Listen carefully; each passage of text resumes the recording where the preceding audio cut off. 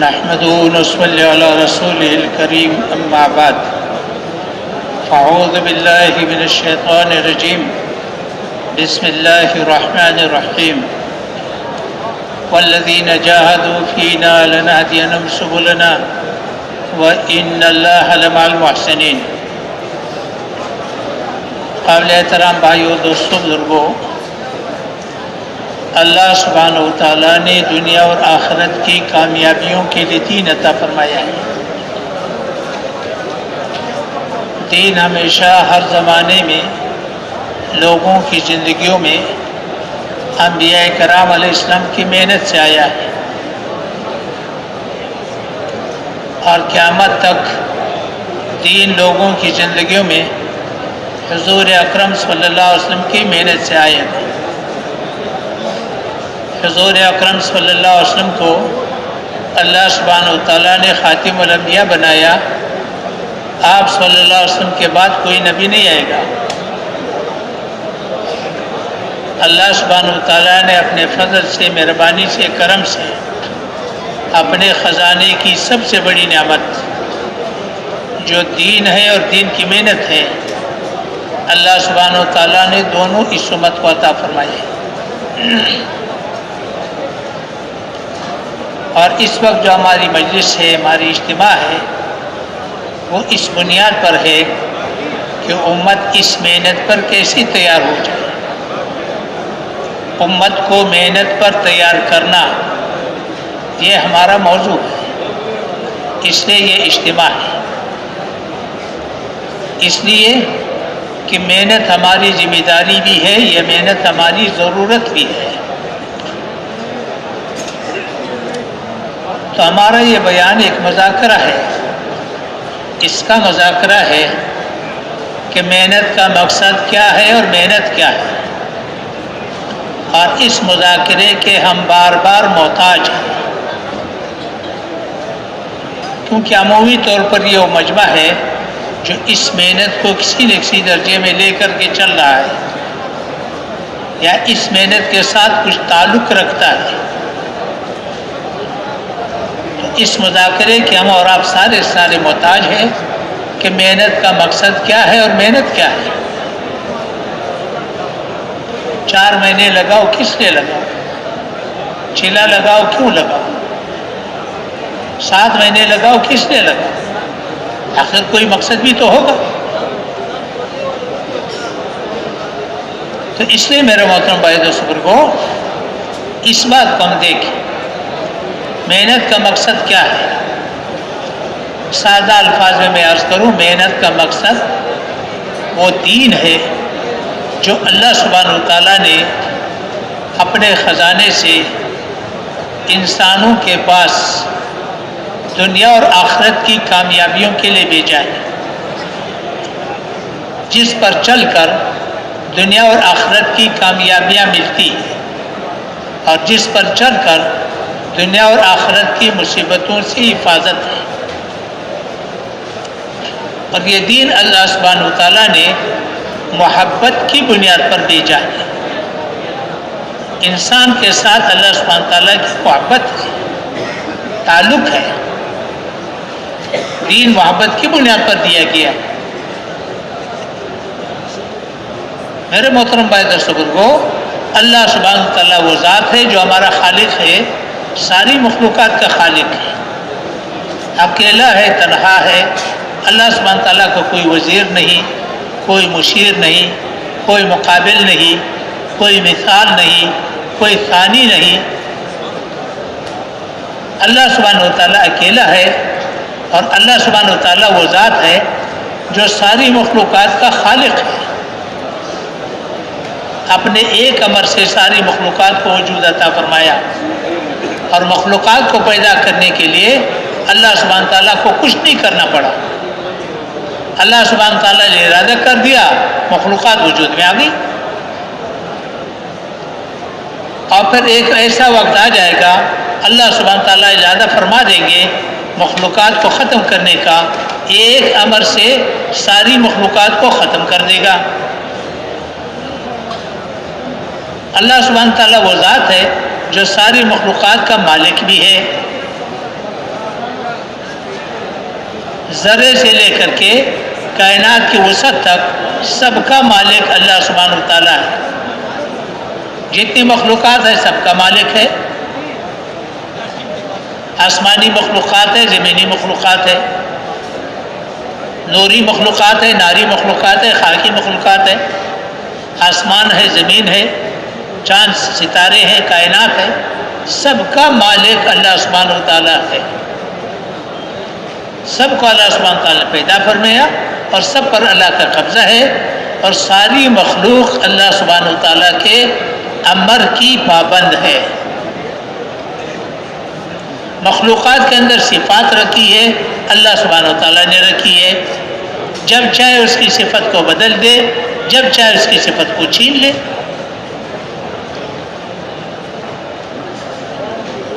مخلوق سے وہ نہیں ہوگا جو مخلوق چاہے، مخلوق سے وہ ہوگا جو اللہ چاہے.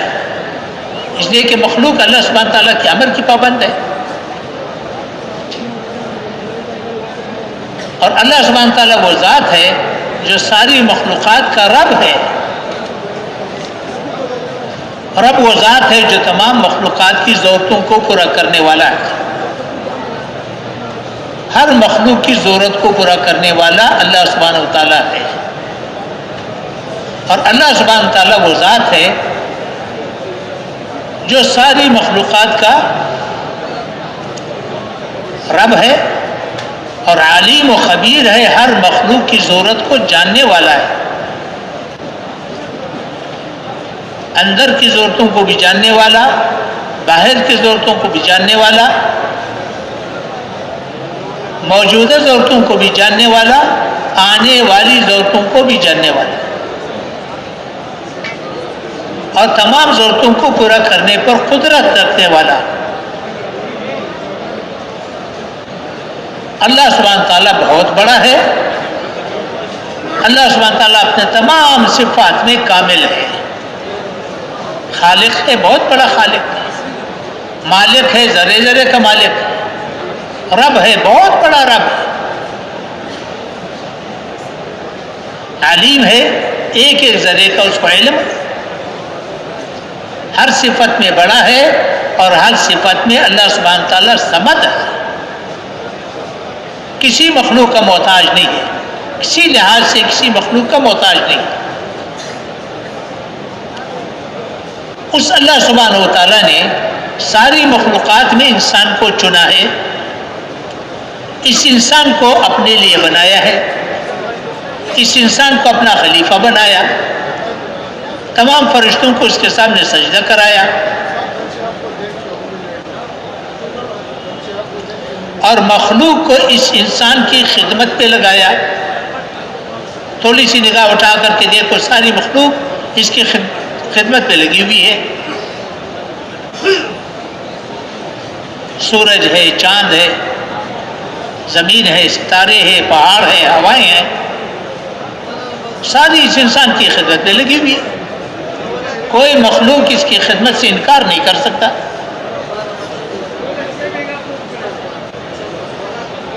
اور اس انسان کو اللہ سبحانہ و تعالیٰ نے اشرف المخلوقات بنایا، اپنا خلیفہ بنایا، مخدوم الخلائق بنایا، اور اس انسان کو اللہ سبحانہ و تعالیٰ نے اپنے لیے بنایا.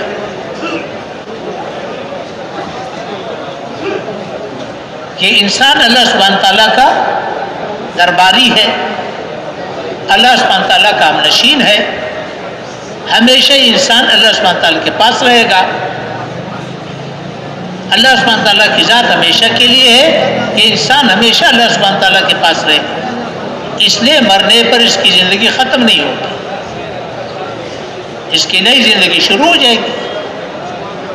زندگی کے مختلف مراحل ہیں، مختلف قسم کے مراحل سے گزرتے گزرتے آخر میں اللہ سبحانہ تعالیٰ تک پہنچ جائے گا.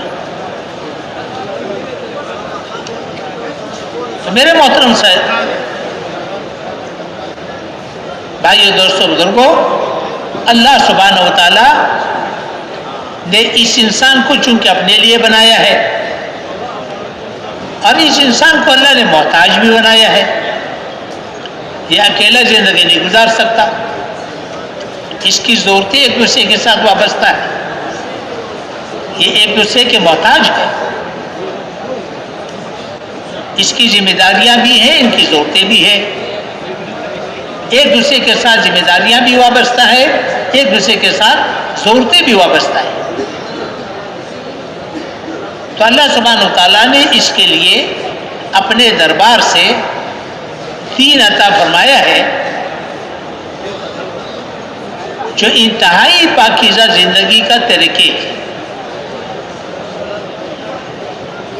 کامل دین میں اللہ نے کامیابی رکھی ہے۔ کامل دین ایمان ہے، عبادات ہے، اخلاق ہے، معاشرت ہے، معاملات ہے، قضا ہے، یہ مکمل دین ہے۔ کامل دین پر چلے گا تو کامل کامیابی ملے گی، دنیا کی بھی ملے گی، آخرت کی بھی ملے گی۔ اور یہ دین کائنات کی روح ہے، دین کے بغیر کائنات برقرار نہیں رہ سکتا۔ جزوی دین پر جزوی کامیابی ہے، کھلی دین پر کھلی کامیابی ہے۔ دین کا چھوٹے سے چھوٹا جز بھی خیر سے خالی نہیں ہے، بہت بڑی خیر ہے۔ دین کا سب سے چھوٹا حصہ، سب سے چھوٹا جز، پوری روئے زمین پر ایک انسان کو 700 کروڑ انسانوں میں سے ایک انسان ہو، باقی سارے کے سارے کفر میں ڈوبے ہوئے ہوں، ایک انسان ہو ایمان والا، اور وہ ایمان والا بھی عمل سے عاری ہو، ایمان رکھنے والا ہو، عمل کے لحاظ سے نافرمان ہو، عاری ہو، اور پورے روئے زمین پر ایک ہو۔ اللہ سبحانہ وتعالیٰ کے دربار میں اس کی اتنی بڑی قیمت ہے کہ جب تک وہ زندہ رہے گا 7 زمین 7 آسمان کھڑے رہیں گے، ساری دنیا کے انسان کھاتے پیتے رہیں گے، ساری دنیا کی حکومتیں اور بازار آباد رہیں گے۔ جس دن وہ دنیا سے چلا گیا اس دن اللہ سبحانہ تعالیٰ امر جاری فرما دیں گے، 7 زمین 7 آسمان سب کو لپیٹ لے گا۔ اتنی بڑی قیمت ہے اللہ کے دربار میں۔ اور یہ انسان جب مر جائے، مرنے کے بعد اگر اللہ سبحانہ وتعالیٰ نے اس کو معافی نہ دی اور اس کو سزا ملی تو سزا جہنم کی ملے گی، اور سزا تو کروڑوں سال کی ہوگی، کروڑ سال جہنم میں جلنے کے بعد جب نکالا جائے گا تو پھر بھی اس دنیا سے 10 گنا بڑی جنت ہمیشہ کے لیے دی جائے گی۔ اب بتاؤ دین کی اللہ سبحانہ تعالیٰ کے یہاں کتنی بڑی قیمت ہے۔ اب جو مسلمان نماز پڑھنے والا ہو، مسجد کو آباد کرنے والا ہو، قرآن پڑھنے والا ہو، قرآن پڑھانے والا ہو، لوگوں کو مسجدوں میں لانے والا ہو، تو بتاؤ اللہ سبحانہ تعالیٰ کے یہاں اس کی کتنی بڑی قیمت ہو۔ تو دین کائنات کی روح ہے، جب تک دین موجود ہوگا کائنات قائم رہے گی۔ جس دن دین نہ رہا اللہ سبحانہ تعالیٰ ساری کائنات کو لپیٹ لے گا۔ اور یہ دین اللہ سبحانہ تعالیٰ نے محبت کی بنیاد پر دیا ہے، دنیا اور آخرت کی کامیابیاں اس میں رکھی ہے۔ دین پر چلے گا دنیا بھی بنے گی، آخرت بھی بنے گی۔ دین پر نہیں چلے گا تو اللہ کا کوئی نقصان نہیں کر سکتا۔ البتہ دین پر چلنے کا اللہ سبحانہ تعالیٰ نے بندے کو اختیار دیا ہے، بندے کو دین پر چلنے کا اللہ سبحانہ تعالیٰ نے اختیار دیا۔ چلنا چاہتے ہو تو میرا خلیفہ ہے، دین پر چلیں گے تو اللہ سبحانہ تعالیٰ کا غیبی نظام ساتھ چلے گا، اللہ کی مدد ہوگی، اللہ سبحانہ تعالیٰ کی معیت ہوگی. ہاں تو دین کا خاصہ کیا ہے کہ اللہ سبحانہ تعالیٰ کی معیت کو حاصل کرو، اللہ سبحانہ تعالیٰ کا تعلق حاصل کرو، اللہ سبحانہ تعالیٰ کی معرفت حاصل کرو، اللہ سبحانہ تعالیٰ سے لینا سیکھو، اللہ سبحانہ تعالیٰ کو منانا سیکھو، اللہ سبحانہ تعالیٰ سے مانگنا سیکھو، اللہ سبحانہ تعالیٰ کے سامنے رونا سیکھ لو. جو ساری مخلوقات کا خالق بھی ہے، مالک بھی ہے، رب بھی ہے، اور کرنے دھرنے والا اللہ کی ذات ہے، اس اللہ سے لینا سیکھو. اللہ کے غیبی نظام کو ساتھ لو، اللہ کی غیبی مدد حاصل کرنے کی استعداد پیدا کرو، اللہ سے مانگنے کی استعداد پیدا کرو. محنت یہ ہے. اللہ سبحانہ تعالیٰ دین والوں کا ساتھ دے گا.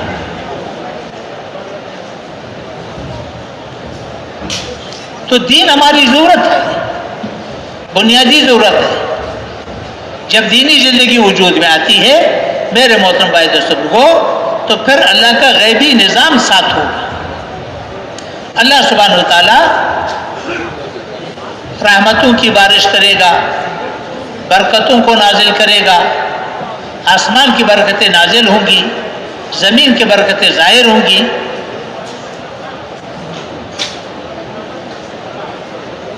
اللہ سبحانہ تعالیٰ محبتوں کو نازل کرے گا، اطمینان کو نازل کرے گا. یہ سارے آسمانی چیزیں ہیں.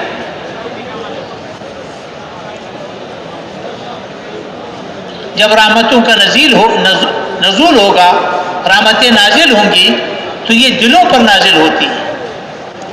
ہر انسان کے دل کے اندر دو قسم کے جذبات پائے جاتے ہیں.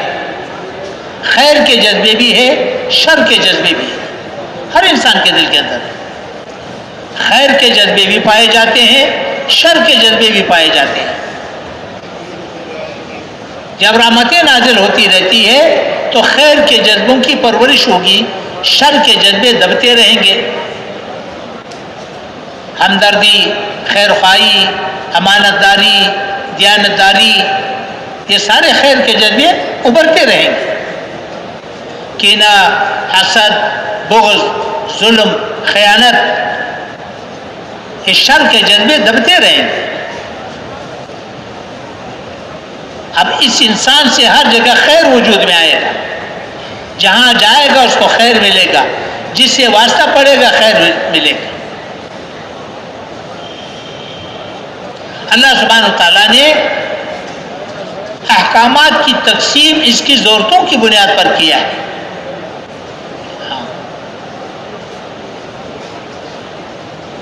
والدین اولاد کے محتاج، اولاد والدین کے محتاج، بیوی خاوند کے محتاج، خاوند بیوی کے محتاج، پڑوسی پڑوسی کے محتاج، بازار والے کا محتاج، تھانے اسپتال والے کا محتاج، گلکار کا محتاج، کاشتکار کا محتاج، زنتکار کا محتاج. قدم قدم پر یہ انسان محتاج ہے. اللہ سبحانہ تعالیٰ نے احکامات کی تقسیم ایسے ہی کیا ہے. جب خیر کے جذبے ہوں گے تو ایک دوسرے کو خیر ملے گی. ایک کی ضرورت دوسرے کی ذمہ داری، ایک کی ضرورت دوسرے کی ذمہ داری، ایک کی ضرورت دوسرے کی ذمہ داری. جب ایمان کی بنیاد پر زندگی اٹھائی جائے گی تو اللہ کی غیبی مدد ساتھ چلے گی. اللہ سبحانہ تعالیٰ حکمرانوں کو عادل بنا دے گا، رحمدل بنا دے گا، خیرخواہ بنا دے گا. حکومت ایسے لوگوں کو عطا کرے گا جو خیرخواہ ہوں، رحمدل ہوں، عادل ہوں. مال ایسے لوگوں کو عطا کرے گا جو لوگوں پر خرچ کرے. ایسے رحمدل، ہمدرد، خیرخواہ لوگوں کو اللہ مال عطا کرے. اس سارے غیبی نظام کا تعلق دین کے ساتھ ہے.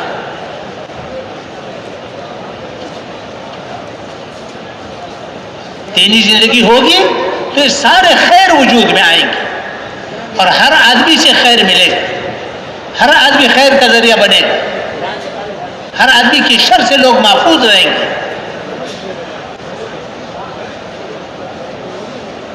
تو یہ دین ہماری ضرورت ہے، بنیادی ضرورت ہے. ماننے والوں کی بھی ضرورت ہے، نہ ماننے والوں کی بھی ضرورت ہے. جو دین کو مٹا رہے ہیں ان کی بھی ضرورت ہے. ساری خیریں وجود میں آئیں گی.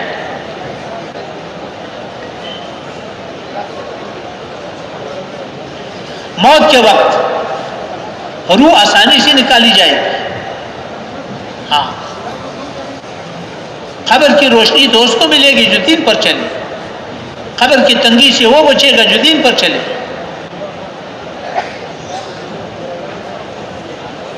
عرش کا سایہ دین والے کو ملے گا. عمل نامہ دائیں ہاتھ پہ اس کو ملے گا جو دین پر چلے. نبی علیہ السلام کی شفاعت دین والے کو ملے گی، ایمان والے کو ملے گی. پل صراط پر دین والا گزرے گا. ہمیشہ کی جنت دین والے کو ملے گی. ہمیشہ کی جہنم سے دین والا بچے گا. دنیا بھی بنے گی، آخرت بھی بنے گی.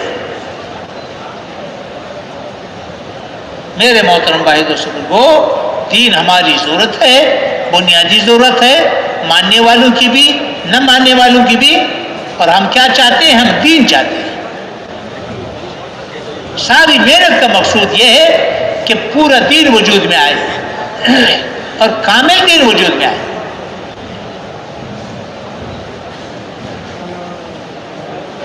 ایمان، عبادات، اخلاق، معاشرت، معاملات، قضا، کامل دین وجود میں آ جائے. اس کے لیے ہماری محنت ہے. اب یہ دین کب وجود میں آئے گا؟ میرے محترم بھائی دوستو، دنیا کو اللہ سبحانہ تعالیٰ نے دار الاسباب بنایا ہے. دنیا دار الاسباب ہے.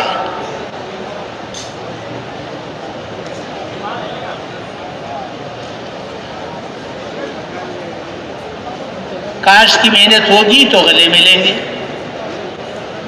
شادی ہوگی تو اولاد ملے گی. ہمارے روزانہ کا مشاہدہ ہے. اسباب کو ہم روزانہ دیکھ رہے ہیں، استعمال کر رہے ہیں، اختیار کر رہے ہیں.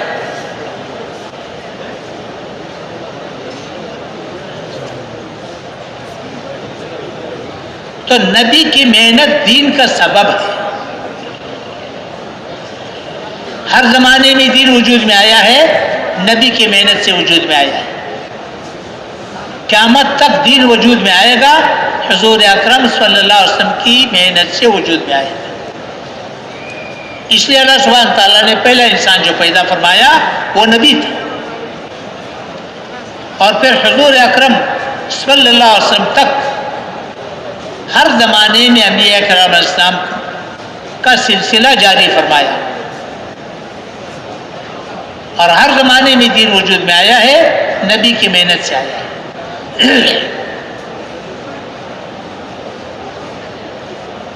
تو میرے محترم بھائی دوستو، دین تو نبی علیہ السلام کی محنت سے وجود میں آئے گا. اب دین کی محنت میں سب سے پہلا قدم کیا ہے؟ سب سے پہلا قدم تو ذمہ داری کا احساس ہے. ایک ہے دین کا کام کرنا. دین کا کام کرنا تو بہت وسیع میدان ہے. جو مسجد کا جھاڑو دے گا اس کی بخشش یقینی ہے. جو مسجد میں اذان دے گا اس کی بخشش یقینی ہے. نماز پڑھے گا، نماز پڑھائے گا، اس کی بخشش یقینی ہے. لیکن سوال تو اس بات کا ہے کہ پورا دین وجود میں آئے، پورے عالم میں وجود میں آئے، آنے والی نسلوں میں وجود میں آئے. اس بنیاد پر محنت کا کرنا.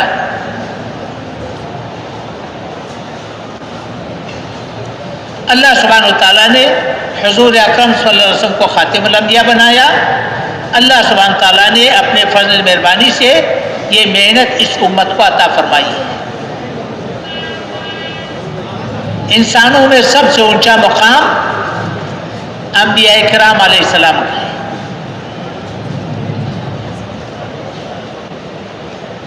تو سب سے بڑا کام انبیاء کرام علیہ السلام کا. بڑے آدمی کو ہمیشہ بڑا کام دیا جاتا ہے, بڑا کام ہمیشہ بڑے آدمی کو دیا جاتا ہے. انبیاء کرام علیہ السلام کو مقام سب سے اونچا, انبیاء کرام علیہ السلام کا کام سب سے اونچا. حضور اکرم صلی اللہ علیہ وسلم کا مقام انبیاء کرام میں بھی سب سے اونچا, تو حضور اکرم صلی اللہ علیہ وسلم کا کام بھی سب سے اونچا. یہ عزت والا کام ہے, عزتوں والا کام ہے, سب سے عزت والے کا کام ہے, سب سے عزت والا کام ہے.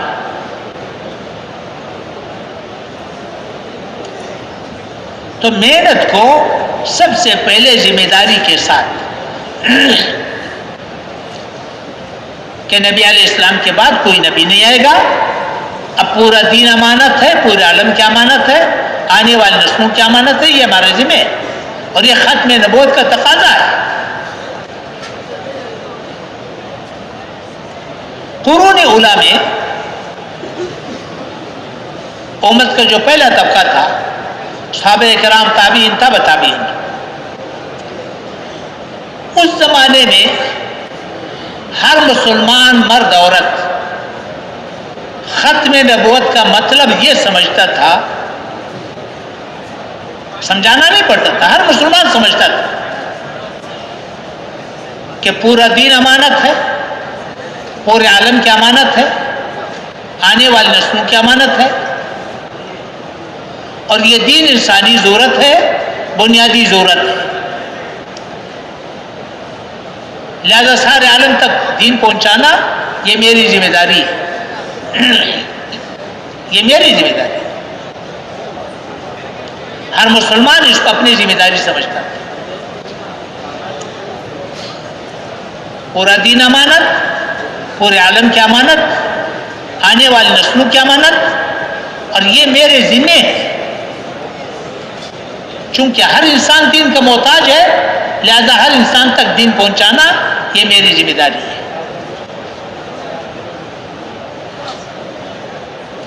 اور ترتیب آسان بتائی, محنت میں تادیہ ہے, امت کے ساتھ جڑتے رہو, امت کو جوڑتے رہو, محنت پر آمادہ کرتے رہو, جہاں تک جا سکتے ہو جاؤ, نہیں جا سکتے ہو اگلے کو بھیجو. آسان بنا. اس کے 3 نتائج سامنے آئے, اس عقیدے کے 3 نتائج سامنے آئے. پہلا نتیجہ, اگر ہم سیرت اٹھا کر کے دیکھیں گے, پوری امت متحرک نظر آ رہی ہے. جیسے آج پیسے کے لیے امت متحرک ہے, پیسہ کماؤ, صبح اٹھ کر کے دیکھو لوگ بھاگ رہے ہیں, پیدل والے, سواریوں والے, چھوٹی سواریوں والے, بڑی سواریوں والے, منڈیوں کی طرف, دفتروں کی طرف, کارخانوں کی طرف, کھیتوں کی طرف, شہروں بازاروں کی طرف, ملکوں کی طرف بھاگ رہے, پیسہ کماؤ.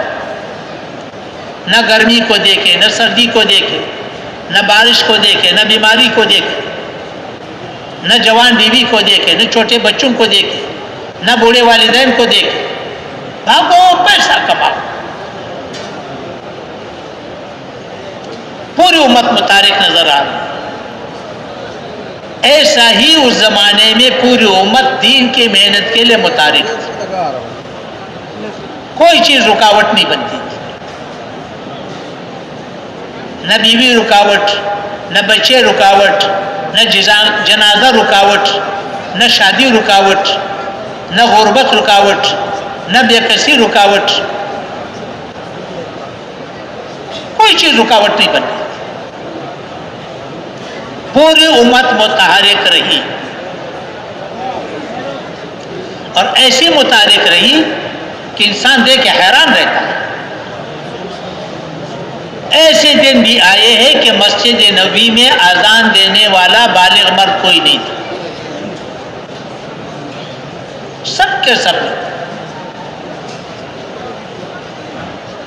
مشہور روایت کے مطابق نبی علیہ السلام کے ساتھ حج کے موقع پر کوئی 1.25 لاکھ کے قریب صحابہ کرام موجود تھے. یہ تو وہ تھے جو حج پر موجود تھے. اب اس کے علاوہ بھی صحابہ کرام ہوں گے جو حج پہ نہ آ سکے یا مختلف تشکیلوں پر گئے ہوں. ساری تعداد کو سامنے رکھا جائے، حجاز مقدس میں 10,000 12,000 سے زیادہ کی قبریں نہیں ملیں گی.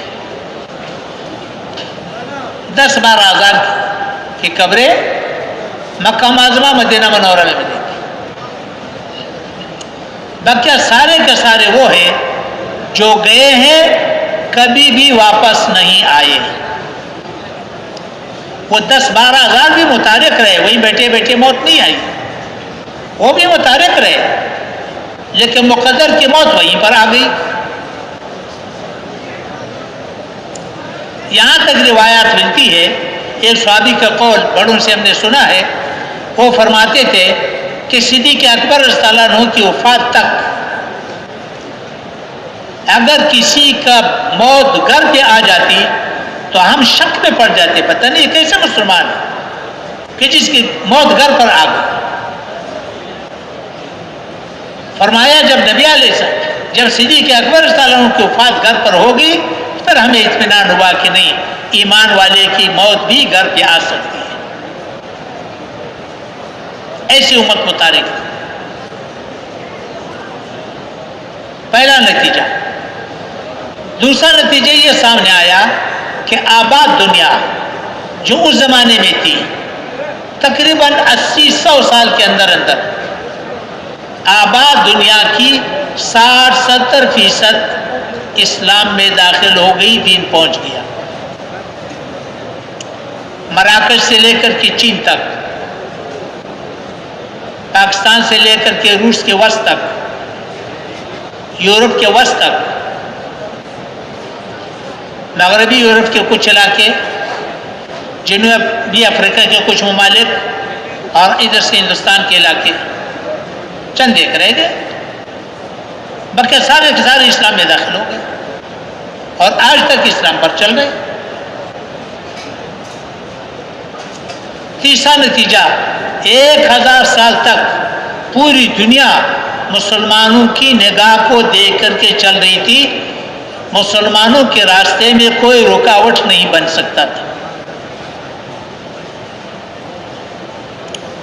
یہ نتیجہ کس کا نکلا؟ ختم نبوت کی اس عقیدے کا کہ نبی علیہ السلام خاتم الانبیاء ہے، آپ کے بعد کوئی نبی نہیں آئے گا. دین انسانی ضرورت ہے اور دین پہنچانا ذمہ داری ہے.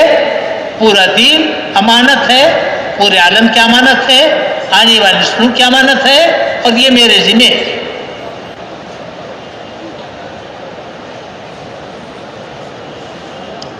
اب اگلی بات،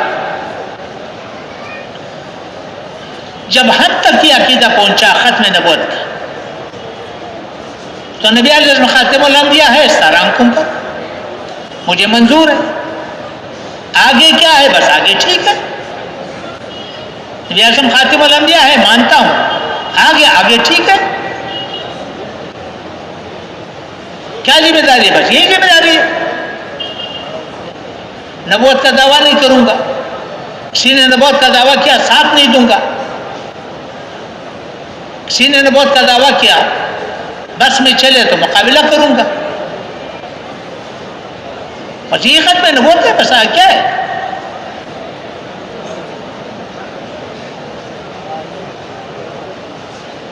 ایک تہائی انسانی آبادی کفر میں ڈوبی ہے، کس کے ذمہ ہے؟ تو میرے محترم بھائی دوستو کو ختم نبوت کا جو عقیدہ ہے، اس کے ساتھ ختم نبوت کے بارے میں امت سے 2 غلطیاں ہوں گی، 2 کوتاہیاں ہوں گی. غلطی کو میں نہیں کہوں، کوتاہیاں ہوں گی. 2 کوتاہیاں ہوں گی. پہلی کوتاہی یہ ہوئی کہ پورا عالم کو ذمہ نہ سمجھا.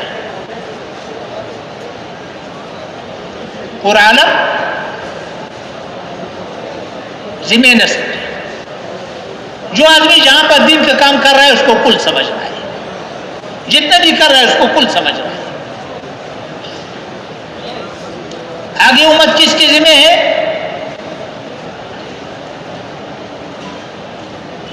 تو ایک تو یہ کوتاہی ہوئی کہ پورا عالم ذمہ نہ سمجھا۔ ذمہ سمجھے گا تو سوچے گا کہ مجھے کیا کرنا چاہیے، جب ذمہ ہی نہیں سمجھتا تو اس کے لیے کیا کرے؟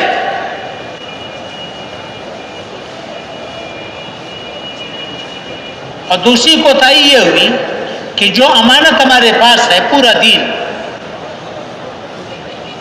آیا وہ امانت ہمارے پاس محفوظ رہا یا ہمارے ہاتھ سے بھی نکل گیا؟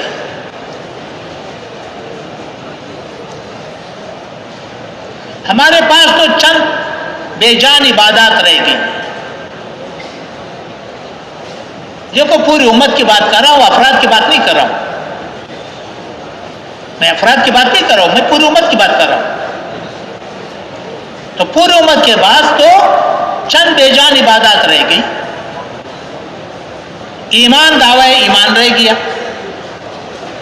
اور قرآن کریم دعوی ایمان مانتا نہیں، میں مسلمان ہوں بس۔ عبادات بے جان، آج اس سے آگے اخلاق، معاشرت، معاملات، قضا وہ تو ہاتھ سے نکل چکے ہیں۔ ہمارے بازار کا دین بازار میں نہ رہا، الماری میں بند ہو گیا۔ ہمارے دفتروں کا دین، ہمارے کارخانوں کا دین، ہماری زراعت کا دین، ہمارے گھروں کا دین وہ تو وہاں نہ رہا، وہ تو الماری میں بند ہے۔ دین ہمارا الماری کے اندر بند رہا، اور دین ہمارا چار دیواری کے اندر بند ہے، باہر کہیں نظر نہیں آتا۔ تو ہمارے پاس دین بچا کتنا؟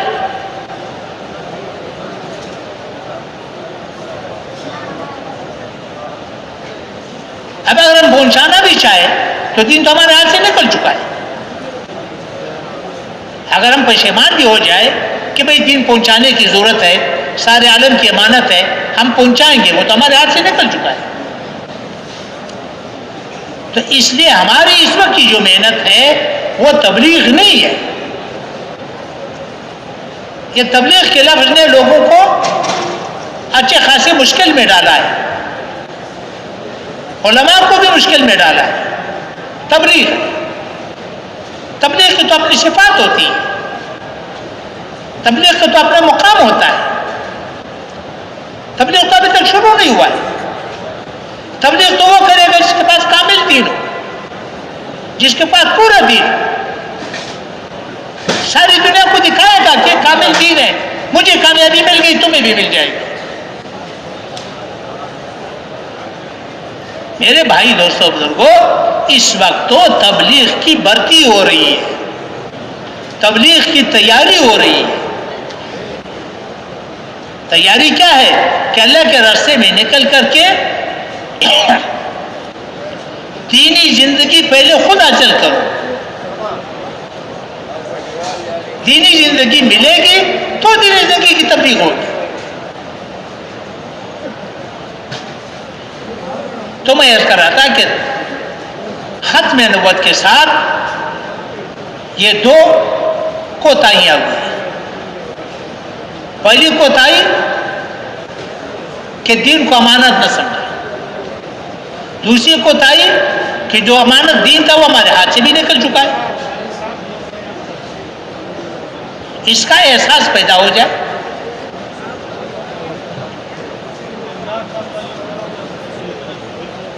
اب پورے عالم کے اندر جا کر کے دیکھو،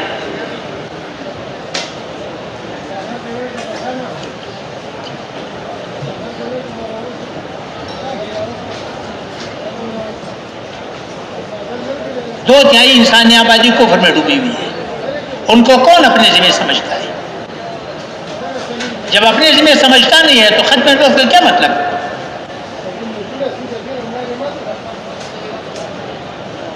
تو میرے محترم بھائیوں کو سب سے پہلی بات تو یہ ہے کہ ہمیں اس بات کا احساس ہو جائے، تو اللہ کے راستے میں نکل کر کے کیا کرنا ہے؟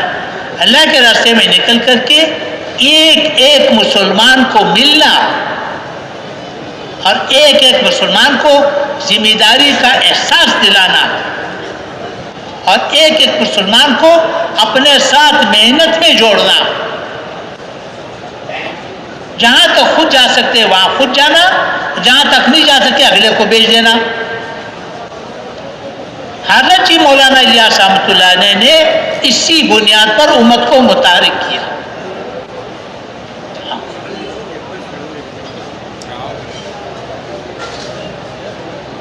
اسی بنیاد پر متحرک کیا کہ پورا دین امانت ہے، پورے عالم کی امانت ہے، آنے والے سنوں کی امانت ہے، اور یہ میرے ذمہ ہے. جہاں خود جا سکتے ہو خود جاؤ، نہیں جا سکتے ہو اگلے کو بھیجو. تو اللہ کا احسان ہے یہ ایسی مؤثر عمل جس کے ذریعے پوری امت متحرک ہو گئی، پوری دنیا میں محنت چل پڑی. حالانکہ وہ خود ملکوں میں نہیں گئے، خود انہوں نے ملکوں میں جماعتیں نہیں بھیجی، مگر ذہن ہر مسلمان کا بناتے تھے. چلا لگانے والے کا، گشت میں جڑنے والے کا، بیان سننے والے کا، اجتماع میں آنے والے کا، ہر ایک کا ذہن یہی بناتے تھے کہ پورا دین امانت، پورے عالم کے امانت. ہمارے حاجی صاحب حاجی عبداللہ صاحب رحمۃ اللہ علیہ ایک ایک مجلس میں کئی مرتبہ فرماتے تھے ہم ذمہ دار ہیں، ہم ذمہ دار ہیں، ہم ذمہ دار ہیں. مرد ذمہ دار ہے، عورت ذمہ دار ہے، دادا دادی نانا نانی پوتا پوتی ایک ایک کا نام لیتے تھے. اس ذمہ داری کا احساس پیدا ہو جائے، پہلا قدم ہے محنت کہ اس ذمہ داری کا احساس پیدا ہو جائے. یہ ختم نبوت کا مقصد ہے. ایک مسلمان ہو تو پورے عالم کا ذمہ دار ہے، ایک نافرمان ہو تو پوری امت پر اس کی ذمہ داری ہے. ہاں یہ اللہ نہیں پوچھے گا کتنوں کو لے کر کے آئے ہو، یہ تو نبی سے بھی نہیں پوچھتا، اس لیے کہ کاشت بندے کی ذمہ ہے، غلہ بندے کی ذمہ نہیں ہے. شادی بندے کی ذمہ ہے، اولاد بندے کی ذمہ نہیں ہے. نبی کی محنت بندے کی ذمہ ہے اور ہدایت بندے کی ذمہ نہیں ہے. وہ تو سارے انبیاء کرام علیہ السلام زندہ ہو جائے، اکٹھے زندہ ہو جائے، زور لگا دے تو اللہ سبحانہ وتعالی کے دربار میں ایک آدمی کو پیش نہیں کر سکتے، اس لیے کہ اس کے بس میں نہیں ہے. ہم تو محنت کے مکلف ہیں اور صحیح محنت کے مکلف ہیں. محنت ہو اور صحیح محنت ہو، نئے نبوت پر محنت ہو، ہم اس کے مکلف ہیں اور اسی پر امت کو تیار کرنا چاہتے ہیں. اور ایسی امت کو تیار کرنا چاہتے ہیں کہ اس محنت پر اپنے سب کچھ لگائے، جیسے پہلے والوں نے سب کچھ لگایا، جیسے انبیاء کرام علیہ السلام نے سب کچھ لگایا. ایک تو یہ بات ضروری ہے. اب ہمارے پاس دین کتنا رہ گیا اس کو بھی سوچا جائے. ہم تو اس وقت مسلمانوں کو دین پر آمادہ کرنا چاہتے ہیں. دین پر چلیں گے تو دین وجود میں آئے گا.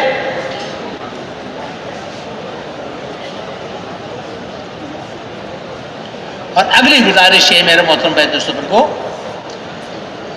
دیکھو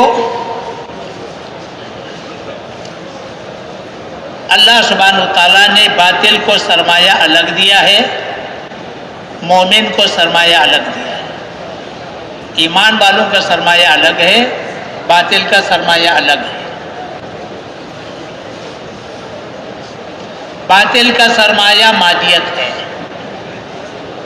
ایمان والوں کا سرمایہ معیت ہے.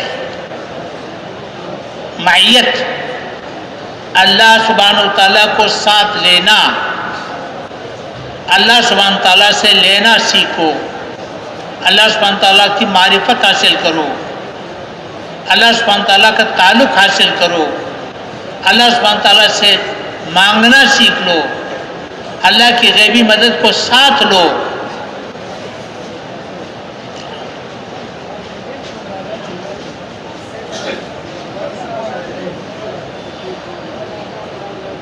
تو معیت موقوف ہے صفات پر. اللہ سبحانہ تعالیٰ مومنین کے ساتھ ہے, اللہ سبحانہ تعالیٰ صابرین کے ساتھ ہے, متقین کے ساتھ ہے, محسنین کے ساتھ, توکل تقوی والوں کے ساتھ. یہ سارے قلبی صفات ہیں.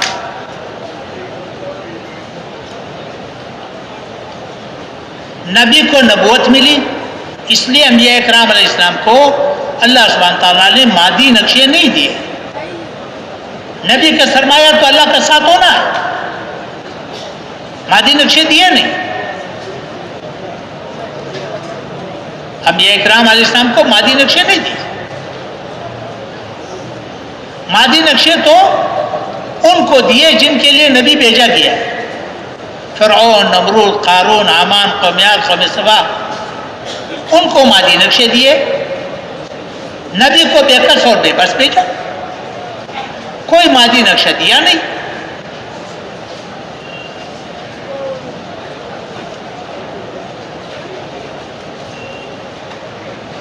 تو ہمارا سرمایہ کیا ہے؟ معیت ہے, اللہ کو ساتھ لینا, اللہ سبحانہ تعالیٰ کو ساتھ لینا, یہ امت کا سرمایہ ہے.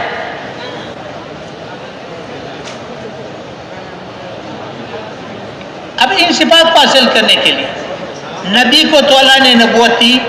نبوت جو ہے نا وہ تو آسمانی ہے, نبوت تو وحدی ہے, انتخابی ہے.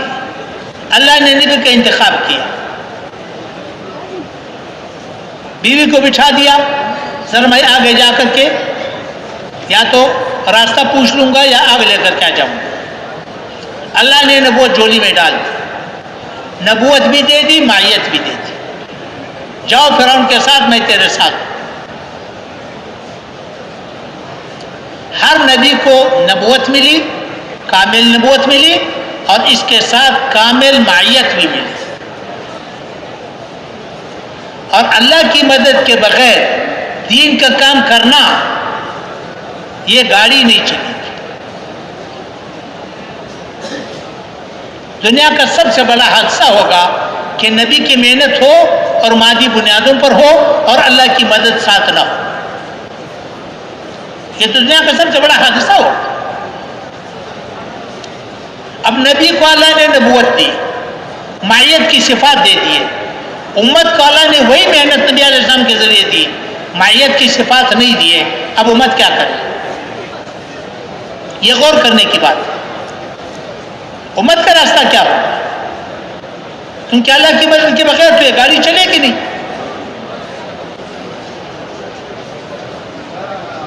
اس کے لیے میرے محترم بھائی اس کو دیکھنا پڑے گا کہ نبی علیہ السلام نے کیا کیا. نبی علیہ السلام نے محنت کہاں سے شروع کی؟ سیرت کی طرف جانا پڑے گا. نبی علیہ السلام کی محنت کے ہمیشہ 4 مرحلے, ان مرحلوں کو سمجھنا پڑے گا. سب سے پہلا مرحلہ تربیت ہے. نبی علیہ السلام نے امت کی تربیت کی, اور تربیت معیت کی بنیاد پر کی کہ اللہ کی غیبی مدد حاصل کرنے کی استعداد پیدا کی.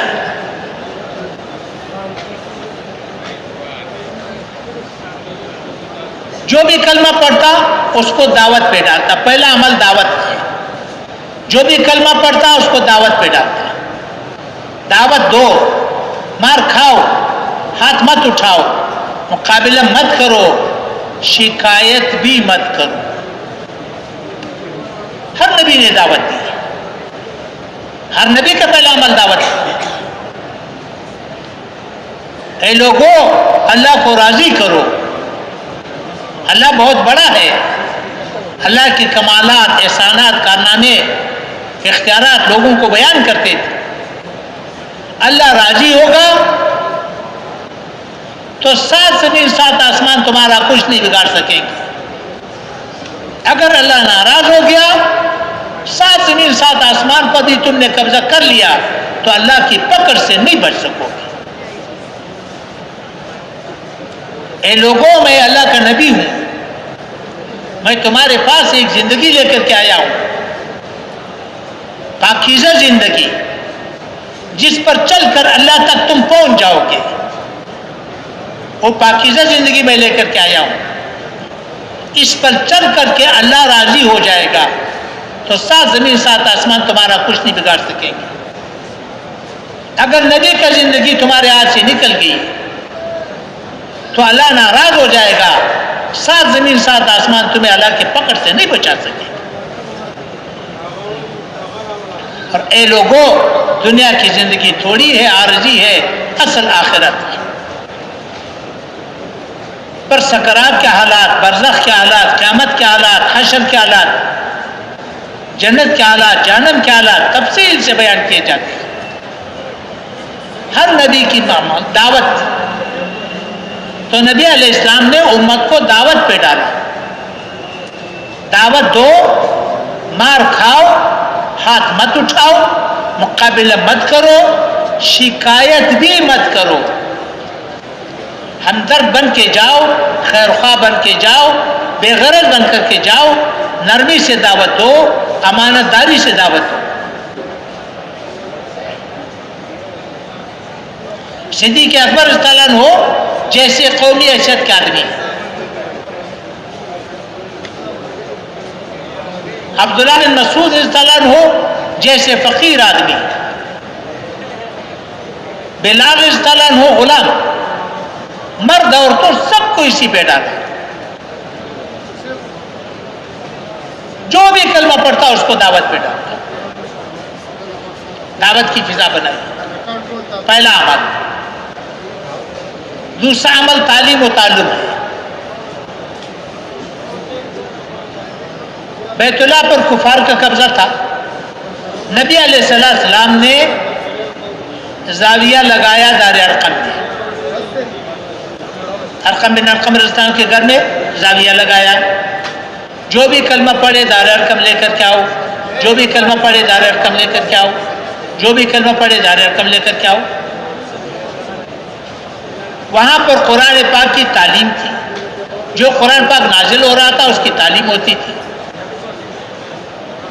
اور وہاں پر قرآن پاک کی تعلیم تھی اور ایمان کے مذاکرے تھے، جنت کے تذکرے، جہنم کے تذکرے، اللہ کے غیبی مدد کے تذکرے، نبی کے اعمال میں کامیابی، آخرت کے تذکرے، اور محنت کے مشورے تھے۔ یہ تو ہم نے سنا ہے کہ ہجرت کے بعد نبی علیہ السلام نے مسجد نبی بنائی، اور مسجد نبی بنا کر کے 24 گھنٹے مسجد نبی اعمال سے آباد رہی۔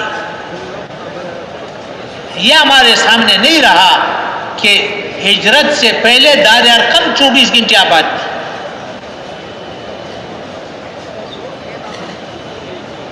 دار ارقم بھی 24 گھنٹے آباد تھی۔ جب صدیق اکبر صلی اللہ علیہ وسلم کو کفار نے مارا، بے ہوش کر دیا، مشہور واقعہ ہے، گھر لے کر کے آئے، رات کو ہوش آئی، کھانا کھا لو کہ نہیں مجھے نبی علیہ السلام کے پاس لے کے جاؤ، ابھی تو لوگ پھر رہے، خطرہ ہے۔ انتظار کیا، آخری رات میں لے کے گئے، کہاں لے کے گئے؟ دار ارقم لے کے گئے۔ دار ارقم میں نبی علیہ السلام بھی موجود تھے، صحابہ کرام بھی موجود تھے، رات کا آخری حصہ تک کیا کر رہے تھے؟ یہ تو سیرت سے نکالنے کی چیزیں جس سے محنت سمجھ میں آئی۔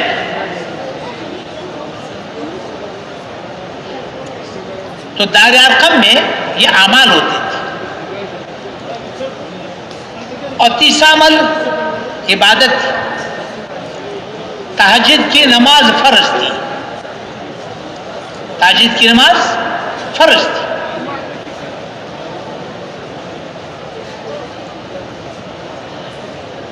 ساری رات کھڑے ہو کر کے اللہ کو قرآن سناؤ، یا تھوڑا سا آرام کرو، یا آدھی رات، یا آدھی سے کچھ کم، یا آدھی سے کچھ زیادہ۔ آخری درجہ یہ علماء نے لکھا ہے کہ کم از کم 1/3 رات تو ہر مسلمان کھڑے ہو کر کے اللہ کو قرآن سناتے تھے، ہر صحابی کھڑے ہو کر کے اللہ کو قرآن سناتے تھے۔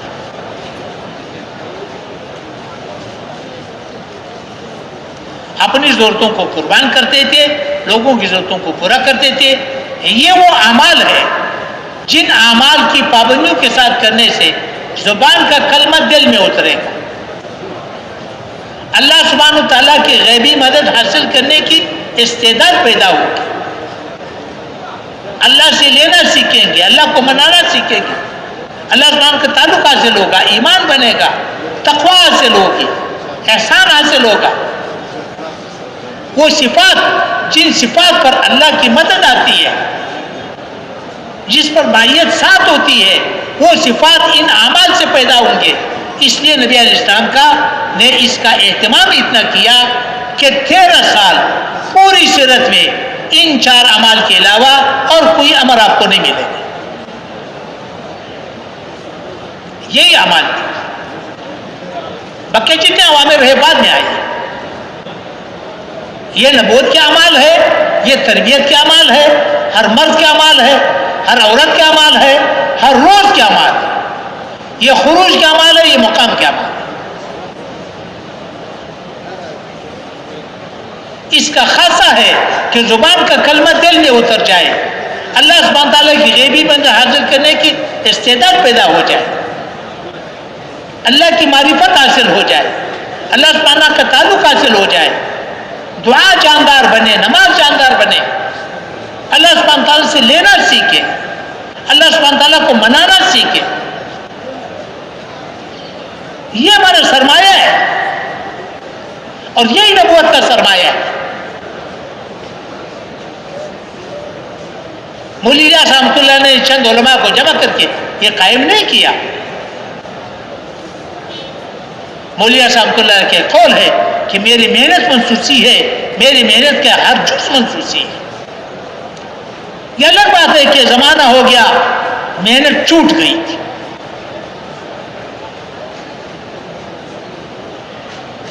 بقول مفتی فیض اللہ صاحب رحمۃ اللہ علیہ کے، بھائی محنت پرانی ہے، نئی نہیں ہے، آسان ہے، مشکل نہیں ہے۔ محنت پرانی ہے صحابہ کرام کی، نئی نہیں ہے، آسان ہے، مشکل نہیں ہے، لیکن رواج میں نہیں۔ جو چیز رواج میں نہ ہو وہ مشکل نظر آتی ہے، اگرچہ آسان۔ جو چیز رواج میں ہو وہ آسان نظر آتی ہے، اگرچہ مشکل۔ پھر اس پر انہوں نے ولیمہ کی مثال دی، ایک ایک پیالہ سب کو کھلاؤ، دودھ کا ایک ایک پیالہ سب کو پلاؤ کہ بھئی ولیمہ ہو گیا، کوئی نہیں سمجھے گا کہ ولیمہ ہو گیا۔ قورمے زردے پکاؤ، سب کہیں گے ہاں ولیمہ ہو گیا۔ میرے محترم بھائی، وہ محنت آسان ہے، مشکل نہیں ہے۔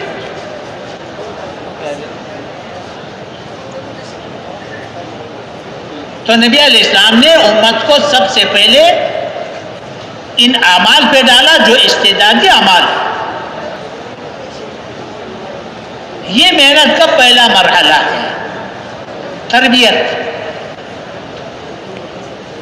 پھر اس کے بعد دوسرا مرحلہ آتا ہے۔ دوسرا مرحلہ پھر تبلیغ ہے۔ تبلیغ آسان۔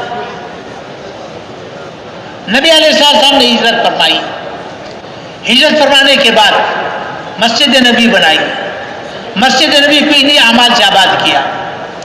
پھر اس کے بعد جماعتیں بھیجی، چھوٹی جماعتیں بھی بھیجی ہے، بڑی جماعتیں بھی بھیجی ہے، چند آدمی کی جماعت بھی بھیجی ہے، 10 کی جماعت، 100 کی جماعت، 300 کی جماعت، 3000 کی جماعت، 30,000 کی جماعت۔ خود بھی تشریف لے گئے، صحابہ کرام کو بھیجا، چند دنوں کے لیے بھی گئے، کئی مہینوں کے لیے بھی بھیجی،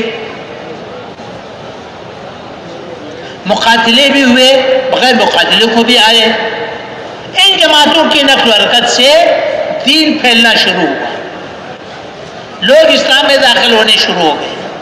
پھر حکم تھا کہ ان کو مسجد نبی لے کر کے آؤ۔ پھر مسجد نبی لے کر کے آتے تھے. اب مسجد نبی لا کر کے وہاں پر افراد بھی آئے, وفود بھی آئے, قافلے بھی آئے.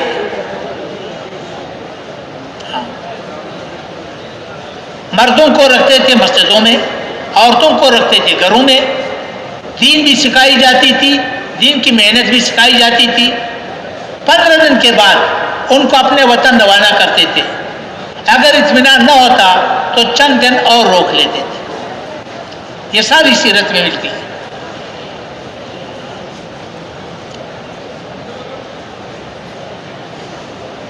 پھر اپنے وطن بھیج دیتے کہ جاؤ اپنے وطن میں محنت کرو.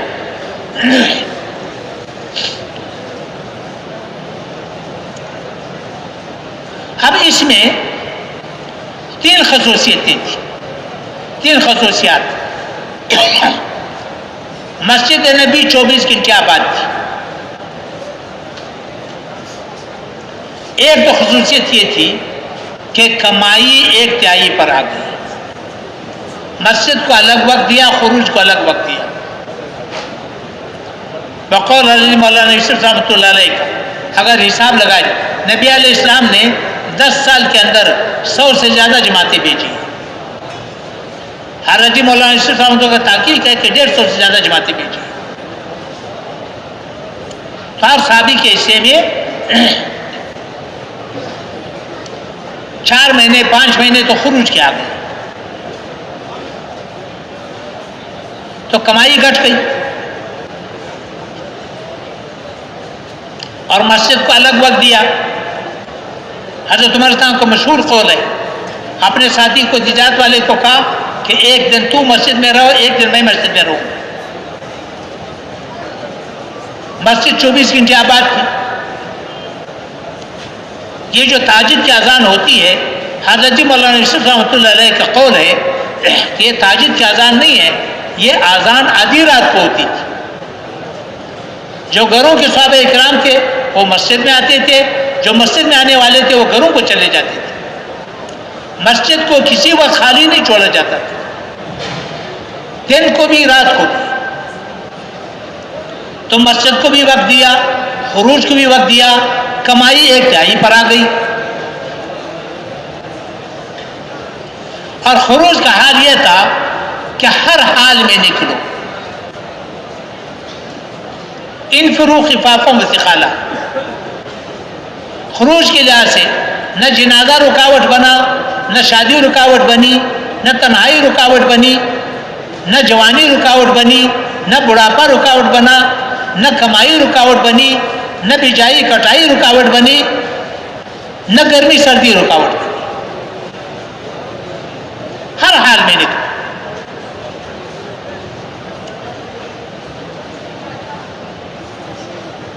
تو ہر حال میں نکلنے والے تھے. اور اخراجات 5 گنا بڑھ گئے. مہاجرین آئے, ان کو زمینیں بھی دے دی, مال بھی دے دیا, پیسے بھی دے دیے. اللہ کے راستے میں نکلے, سارے اخراجات برداشت کیے. جو نادار نکلے ان کے اخراجات برداشت کیے. مہمان آئے, مہمانوں کو کھانے کھلائے. کوئی 2 کو لے کر کے جا رہا ہے, کوئی 3 کو لے کر کے جا رہا ہے, کوئی 1 کو لے کر کے جا رہا ہے, کوئی 10 کو لے کر کے جا رہا ہے. سعد بن عبادہ رستان کے دسترخوان پر 80 آدمی کھانا کھاتے تھے. خوب کھانے بھی کھلاتے تھے. تو نتیجہ کیا نکلا؟ کمائی گھٹ گئی 1/3 پر, اخراجات 5 گنا بڑھ گئے. مہمان آئے, مہمانوں کو کھلایا, واپسی پر ہدیے دیے. 2 گھر مہینے گھروں میں فاقے پڑ, گھروں میں آگ نہیں جلی, پیٹ پر پتھر باندھنے لگے, گھروں میں فاقے پڑ گئے. دیکھو میں نبی علیہ السلام کی محنت راز کر رہا ہوں کہ محنت کی کیا نقشہ ہے. حضرت جی مولانا یوسف رحمۃ اللہ علیہ کے قول ہے, بڑوں سے سنا ہے, فرمایا کہ دین تو زندہ ہوگا جان مال کی قربانیوں سے. کیسے زندہ ہوگا؟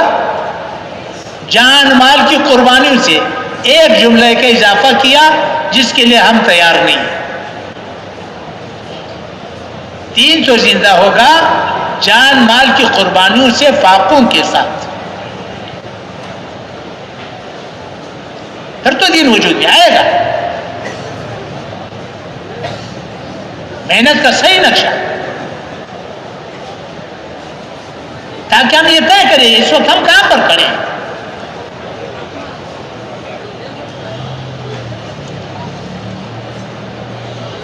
تو اس طرح میرے محترم بھائی دوستوں کو یہ محنت کا نقشہ تھا. اس کا نتیجہ کیا نکلا؟ پہلے مرحلے میں اللہ کی غیبی مدد حاصل کرنے کی استعداد پیدا کی.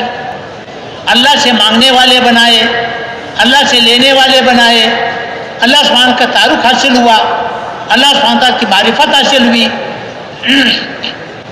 دوسرے مرحلے میں جب اللہ کے راستے میں نکلے اور پھرے مختلف علاقوں میں گئے تو اللہ سبحانہ تعالیٰ کی غیبی مدد کی مشاہدہ کرایا,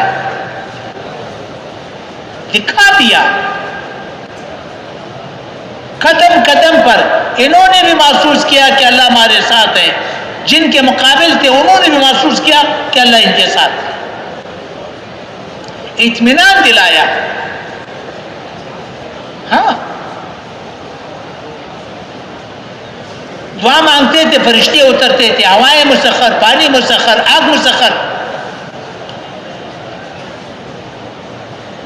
سعد بن ابی وقاص رضی اللہ عنہ 10,000 کا لشکر لے کر کے جب مدین پہنچے پورا لشکر پانی کے اوپر بغیر کشتی کے گزار کے گئے.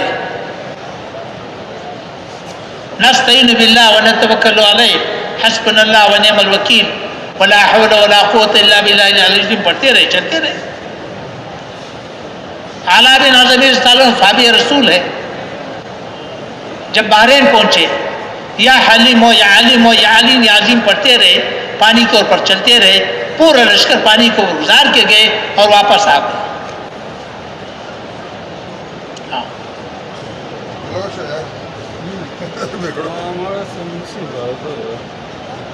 ابو مسلم خولانی رحمۃ اللہ علیہ پورا قافلہ دریا دجلہ پر بغیر کشتی کے گزار کے گئے. قتیبہ مسلم رحمۃ اللہ علیہ دریا آمو پر پورا لشکر بغیر کشتی کے گزار کے گئے. دریا آمو افغانستان میں تاجکستان اور افغانستان کے درمیان دریا ہے. حضرت تقی عثمانی مدد اللہ علی نے یہ واقعہ لکھا ہے کہ پورا لشکر گزار کے آئے بغیر کشتی کے. سمپل واقعہ ہے.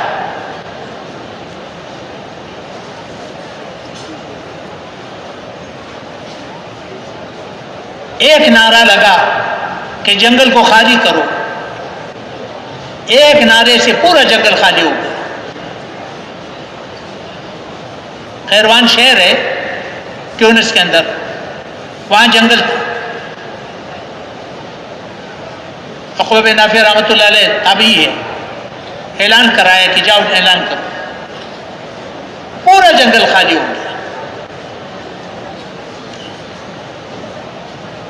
سب کو واقعہ حضرت سفینہ اسلام کو واقعہ ہے. شیر کو کہا کہ مجھے راستہ دکھا دو, میں ساتھی سے بچڑ گیا ہوں. شیر آگے آگے پیچھے پیچھے. تو اللہ کی غیبی مدد حاصل کرنے کی استعداد پیدا ہوئی. پھر اللہ کی غیبی مدد کا مشاہدہ کرایا گیا.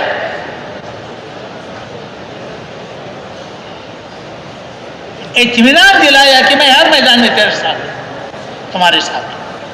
پھر تبلیغ آسان, زندگی ہو, ایک مجموعہ ہو جس کے ساتھ پورا دین ہو, ایمان, عبادات, اخلاق, معاشرت, معاملات, قضا, بے شک ہزاروں کا مجمع ہو, لیکن یہ صفات ہو, پورا دین ساتھ ہو اور معیت کی صفات ساتھ ہو.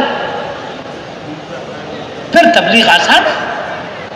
ساری دنیا کو دکھاؤ. اس کے اندر کشش ہے, پھر کشش پیدا ہوگی. لوگ دوڑیں گے، آئیں گے، اسلام کو قبول کریں گے، دین کو قبول کریں گے، فوج در فوج آئیں گے. وَرَأَيْتَ النَّاسَ يَدْخُلُونَ فِي دِينِ اللَّهِ أَفْوَاجًا. تو تیسرا مرحلہ کیا ہوگا؟ باطل جاگ جائے گا، ہوشیار ہو جائے گا، لوگوں کو روکنے کی کوشش کرے گا. بقول حضرت جی مولانا یوسف رحمۃ اللہ علیہ کی چھال چلائیں گے، چھال نہیں چلے گی، بے بس ہو جائیں گے، روک نہیں سکیں گے، بے بس ہو جائیں گے. اس مرحلے کا نام نصرت الہیہ ہے.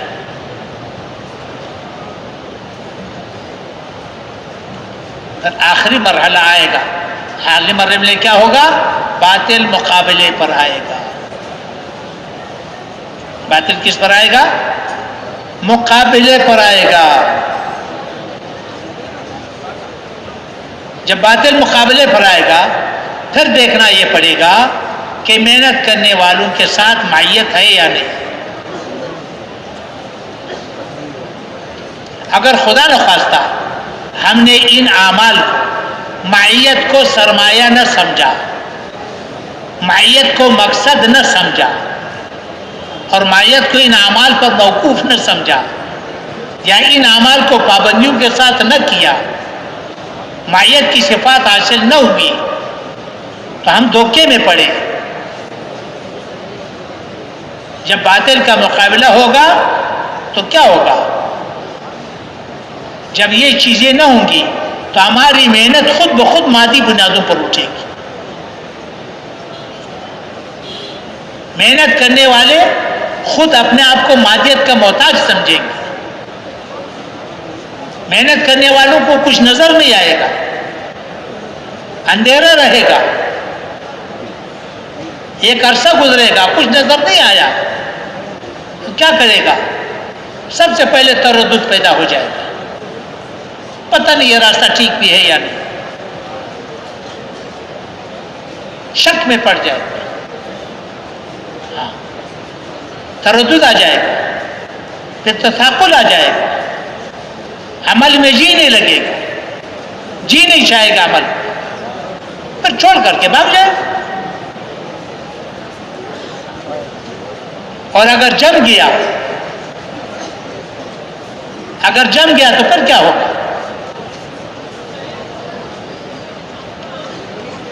تو پھر مادیت کو آگے رکھے گا، اپنی محنت کو مادیت کا تابع بنائے گا. دیکھو ایک بات یاد رکھو، باطل کے منصوبوں سے دین کبھی نہ مٹے گا، نہ مٹا ہے. یہ اچھی طرح یاد رکھو. باطل جتنے بھی منصوبے بنائے، باطل کے منصوبے کب چلیں گے؟ باطل کے منصوبے اس وقت چلیں گے جب محنت کرنے والے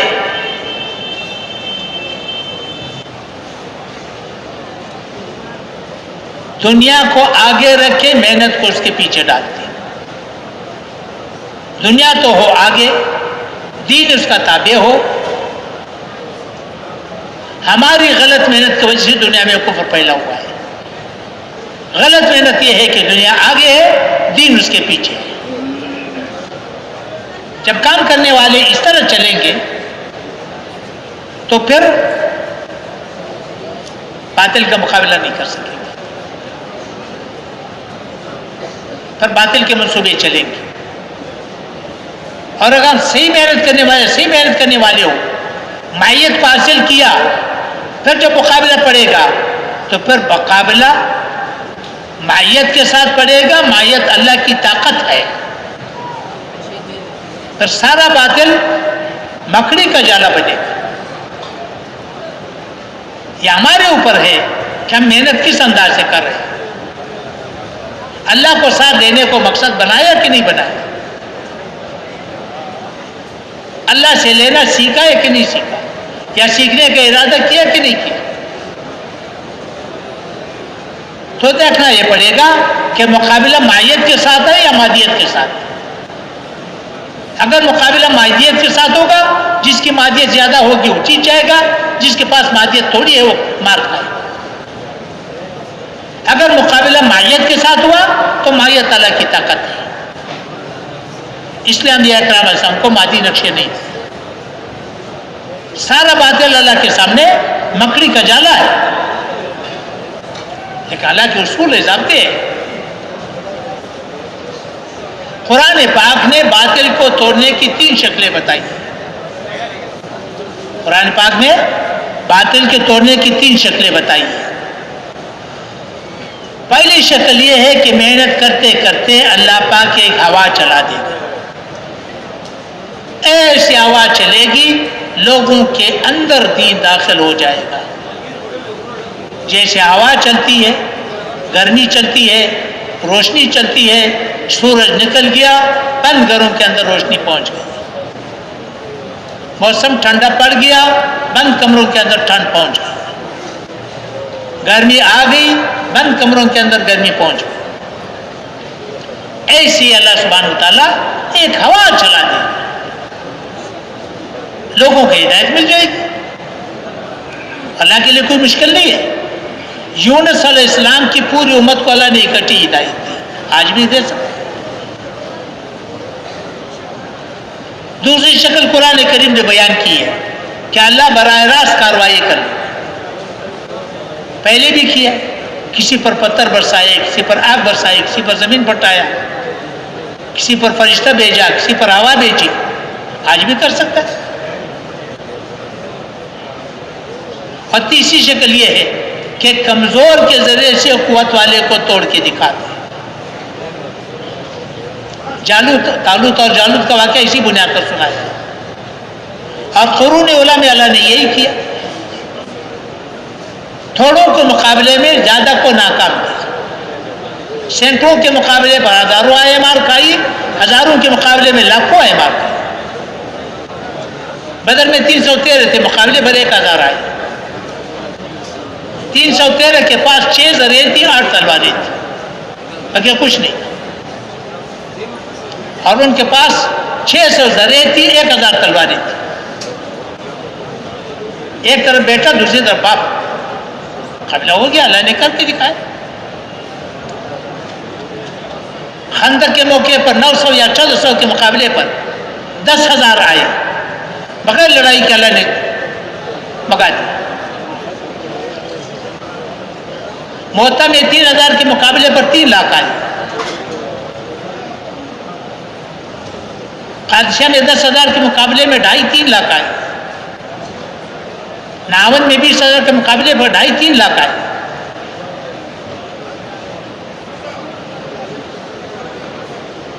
اسی طرح ہر موقع پر ہزاروں کے مقابلے میں لاکھوں آئے مار کھائے.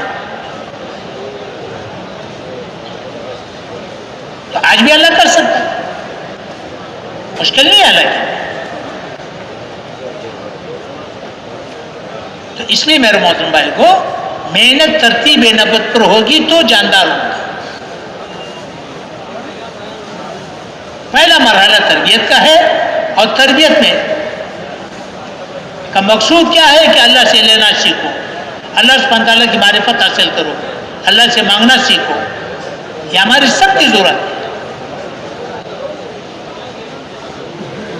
یہ محنت کی ترتیب ہے. ذمہ داری کے ساتھ محنت ہو اور ترتیب کے ساتھ محنت ہو. ترتیب نبوت پر محنت ہوگی تو تھوڑی محنت سے زیادہ نتائج نکلیں گے، اور ہر مسلمان کی ذمہ داری ہے.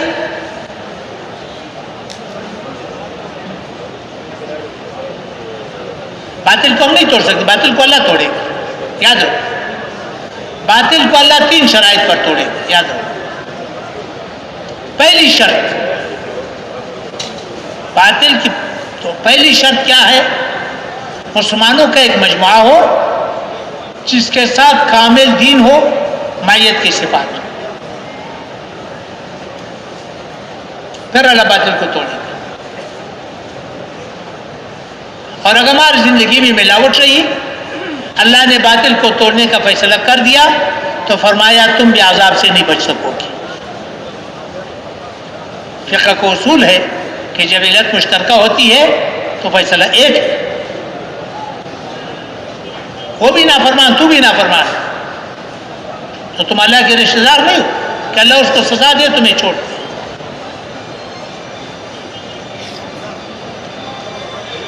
دوسری شرط یہ ہے باطل کے پاس جتنے نقشے ہیں مادی اگر ان کی قیمت تمہارے دل میں تھی تو اللہ باطل کو نہیں توڑے گا. اگر باطل کو توڑ دیا تو ان کے نقشوں پر تم ایک دوسروں کو قتل کرو گے. باطل کے نقشوں کی وقت کب رہے گی؟ جب مائیت کی صفات نہ ہو. جو پورے لشکر کو پانی کے اوپر غیر کشتی کے گزار سکے، جو دعا مانگ کر کے فرشتوں کو اتار سکے،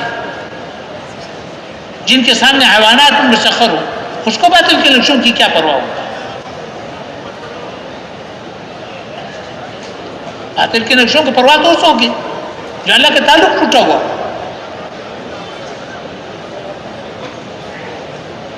اگر اللہ نے باطل کو توڑ بھی دیا تو پھر تم ان کے نقشوں پر ایک دوسروں کو قتل کرو گے.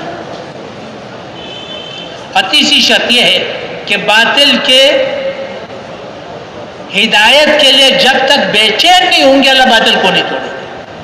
انتخابی سطح پر اللہ باطل کو نہیں توڑے گا.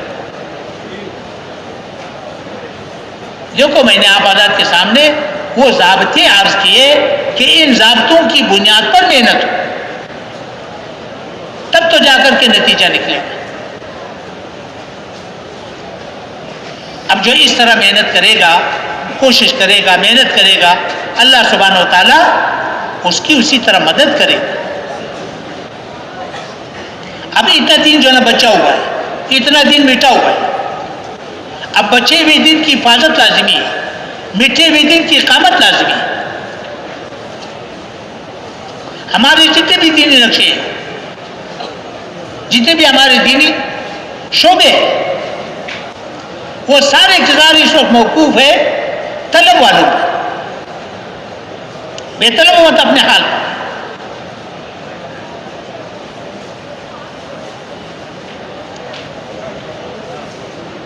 تو اقامت دین کے لیے کتنی قوت لگانے کی ضرورت ہے؟ حفاظت دین کے لیے کتنی قوت لگانے کی ضرورت ہے؟ ایک بات یاد رکھو، دیکھو یہ جتنے ہمارے دینی شعبے ہیں، اس کے بارے میں تھوڑی سی وضاحت کروں، بات کو ختم کروں.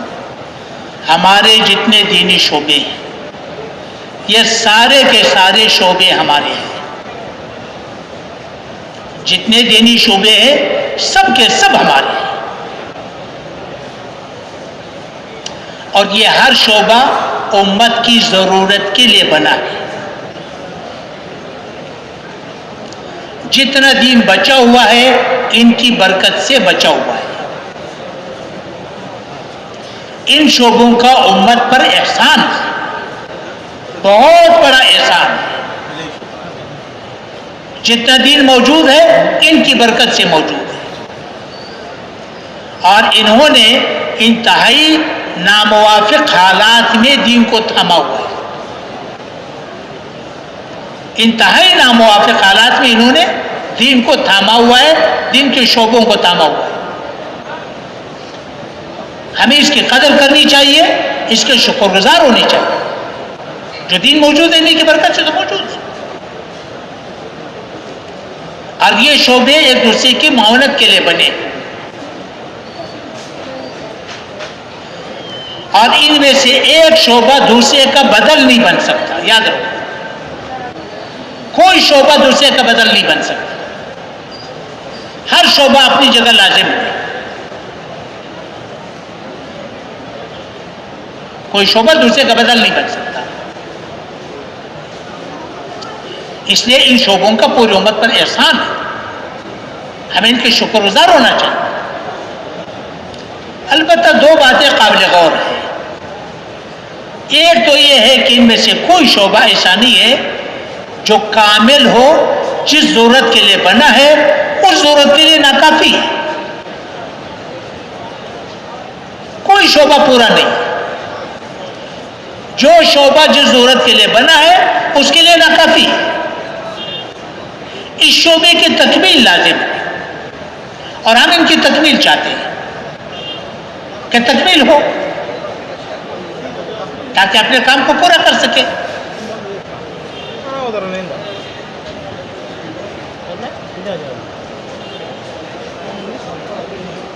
ایک بات. دوسری بات یہ ہے کہ یہ شعبے جتنے بھی ہیں یہ سارے مرکوز ہے اور موقوف ہے طلب والوں پر، اور طلب والے تھوڑے ہیں،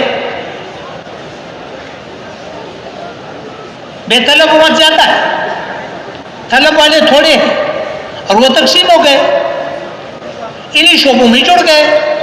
کوئی کسی شعبے میں جڑا ہوا ہے، کوئی کسی شعبے میں جڑا ہوا ہے. اب اگر ان کی تکمیل چاہو گے، تکمیل چاہیں گے، ایک کی تکمیل دوسرے کا نقص بنتا ہے. اس کی میں مثال عرض کروں.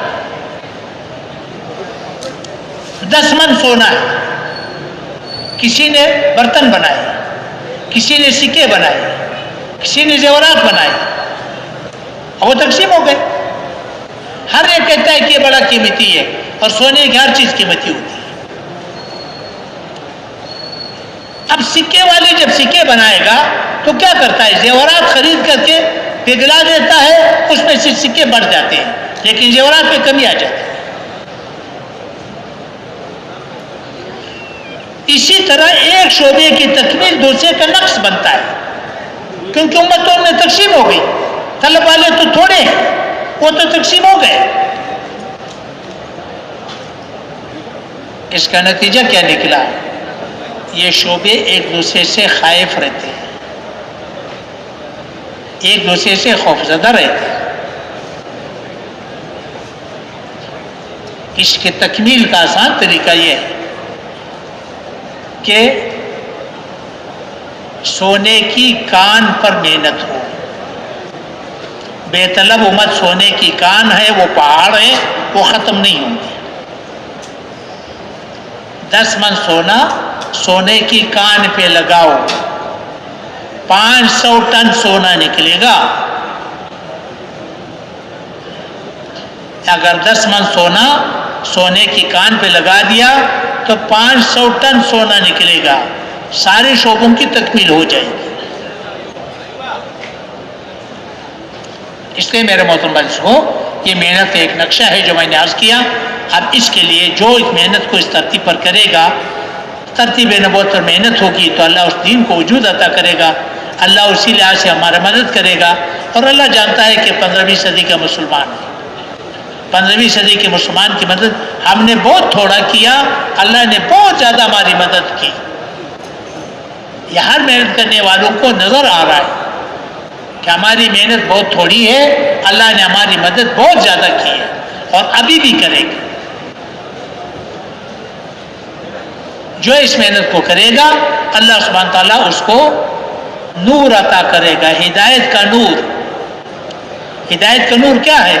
جیسے آج پیسے میں ساری کامیابیاں نظر آ رہی ہے، دین کے اعمال میں اللہ ساری کامیابیاں دکھا دے گا